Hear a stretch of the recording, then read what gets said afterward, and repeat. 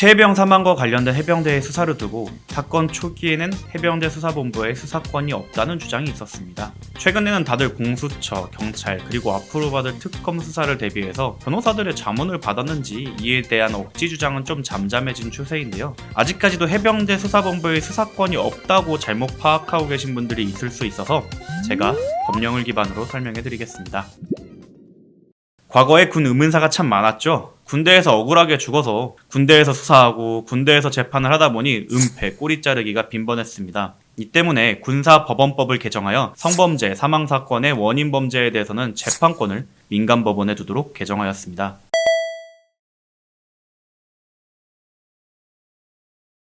성범죄, 사망사건 원인범죄에 관하여 재판권이 없도록 개정되었기 때문에 군사법경찰관, 군검사에게도 재판권이 군사법원에 있지 아니한 범죄를 인지할 경우에는 그 사건을 대검찰청, 고위공직자범죄수사처, 경찰청 또는 해양경찰청에 이첩하도록 규정을 개정하였습니다. 규정의 문헌을 살펴보면 재판권이 없다는 내용만 있을 뿐이며 군이 수사하여 재판권이 없는 사건임을 인지한 경우에는 이첩하도록 규정되어 있기 때문에 군 법원이 재판할 권한인 재판권이 없어 군 수사당국에 관할이 없을 수는 있어도 수사권이 없다고 볼 수는 없습니다. 이게 성범죄인지 아니면 이게 사망사고 원인범죄에 대한 것인지 인지하기 위한 것은 무엇일까요? 다시 한번 규정을 살펴보면 명확합니다. 수사하는 과정에서 재판권이 군사법원에 있지 아니한 범죄를 인지한 경우 수사입니다. 수사를 하다가 이거 재판권 없는 범죄네? 그래서 우리한테 관할 없구나를 공식적으로 확인하면 이첩하라는 것입니다. 관할이 없다고 하여 수사를 못하냐고요? 그렇지 않습니다. 검사 출신인 김규현 변호사님이 기자간담회에서 매우 적절한 예시를 들어주셨는데요.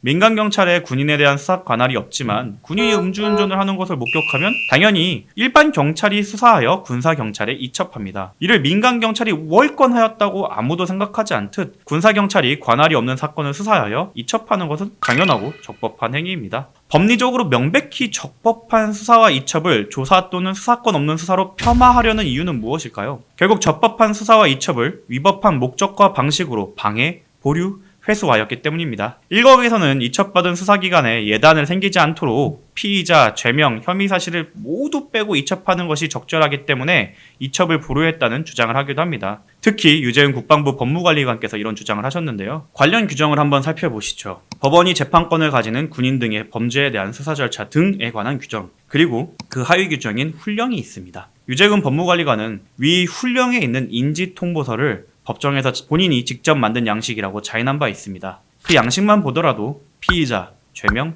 혐의 사실을 모두 적시하도록 되어 있습니다. 실제로 지난 24년 6월 21일 최상병 특검법 발의를 위한 법제사법위원회 입법청문회에 누군가와 달리 선서를 하고 증언까지 한 현 국방부 차관은 최근 이슈가 되고 있는 훈련병 고문치사 사건과 관련하여 해당 양식에 따라 피의자, 죄명, 혐의 사실을 모두 기재하여 이첩하였다고 확인한 바 있습니다.